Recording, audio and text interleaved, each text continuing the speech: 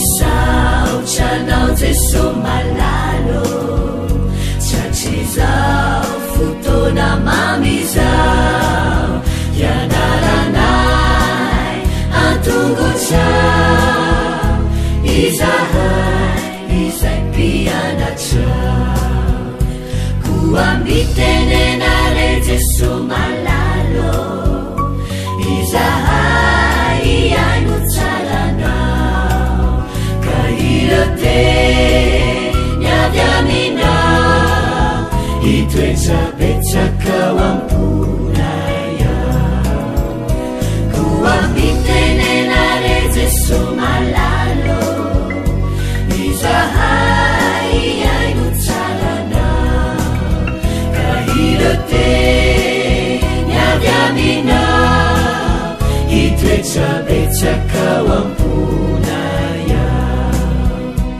irote niavy aminao itoetsapetsakao amponaya.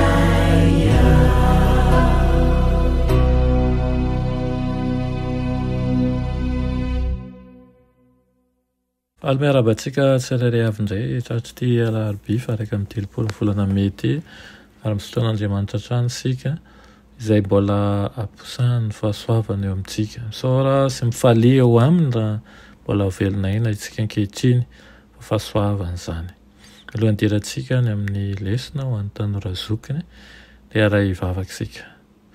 Tompo ty anay eo mbola fifaliana ao anay hatrany ny miaraka aminao eto tsy amin'ny herin'ny tena anay izany fa tsapanay tokoa ny fanahinao masina amin'ny taonanay manjakariva hianatra ny teninao koa noho izany dia tianay raha anjakanao ao anatinay anjakanao ihany koa ny fiainanay tsirairay avy aminaran'i Jesosy amen. Teny lesona antsika androany dia manao hoe fahasoavana ho eto mankatoa fahasoavana ho eto mankatoa araka ny fahitantsika saingy ilaina ny amerimerina izany dia betsaka amin'ireo vahoakan'Andriamanitra no anatin'ny fikambanana raha-pivavahana izay manao maromaro tsiraisana momba ny fampianaran'ny Baiboly.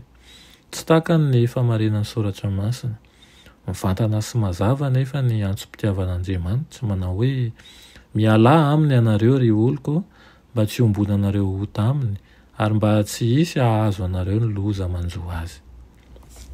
Ny fahotana dia fandikana ny lalàn'Andriamanitra. Ny an'ny fomba ahafahany tsirairay mankatao ny lalàn'Andriamanitra zany dia ny finoana ny herin'i Kristy velona ihany. Olombelona malemy sy osa isika, mpanota mangozohozo. Rehefa manaiky an'i Kristy amin'ny alalan'ny finoana isika dia manao fanavotana ho amin'ny lasantsika ny fanaovany, ny fahasoavany ary manome hery ho amin'ny ankehitrinintsika. Manome antsika fahasoavana sy maha-apôstôly ahatonga fanekeny izy. Miantso ny lanitra ho an'ny vahoakan'izay ao amin'ny fiangonana tsy manaja ary tsy mankatao ny lalàn'Andriamanitra dia nivoaka avy ao amin'ny alalan'ny finoana. Ny antso ataony amin'ny adventista any amin'ny fiangonana amin'ireo fiangonana mitandrina ny sabata dia ny hahafoizany izay mety ho ezaka feno fitiavan-tena ataon'ny olombelona ka hiaina fiainana araka an'Andriamanitra noho ny finoana ny fahasoavan'i Kristy izay manafaka antsika amin'ny fanamelohan'ny fahotana sy ny fanapahany.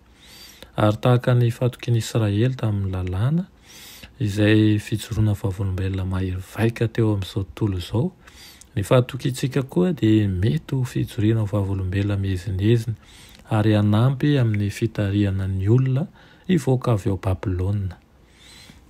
Ny Babilôna lehibe ao amin'ny bokin'ny Apokalipsy dia manondro amin'ny heviny manokana ny fikambanan'ireo atoko-pivavahana izay tratra ny fihemorana amin'ny andro farany. Babilôna lehibe no anarana iantsony tsindrimandry avy amin'Andriamanitra, ny fikambanana lehibe ara-pinoana iraisan'ny fahefana papaly sy ny fiangonana protestanta ny hemotra ary ny filalaovan'angatra.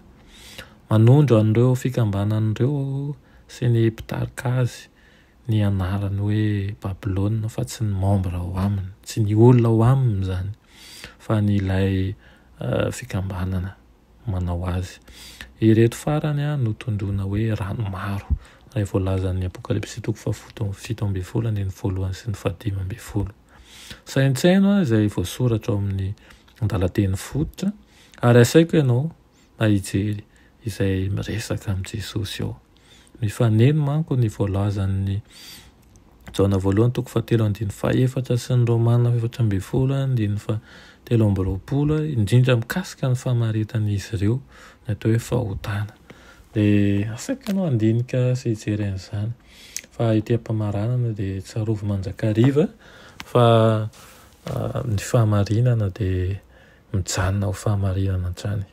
Na manaiky ny olona namezaka nova manao ahoana dia tsy miova ny marina fa mijery atsika, manatrika atsika ary mitsara atsika. Safiditsika dia manao hoe hanaraka ny fahamarinana ve sa hanamboatra sarisari-pahamarinana hafa izay any amin'ny fahadisoana. Iriko indrindra ianao raha hanaraka an'i Kristy, raha tianao hanaraka Kristy dia izy ilay lalana sy fahamarinana ary fiainana. Ary tsy misy afaka makany amin'iray raha tsy amin'ny alalany irery ihany. Amen. Ry Andriamanitra tsara indrindra, misaotra anao indrindra amin'izany teninao izany ary isaoranay ihany koa ny fanahinao masina izay manazava izany araka ny sitraponao. Angataka aminao izay mba handresy lahatra ny fomam-pananay tokoa ka tsy salasala izahay na amin'izany fahamarinanao izany. Hay hifidiny tsara sy hanokatra ny fonay mba hidiranao amin'ny fiainanay. Amin'ny anaran'i Jesosy. Amen.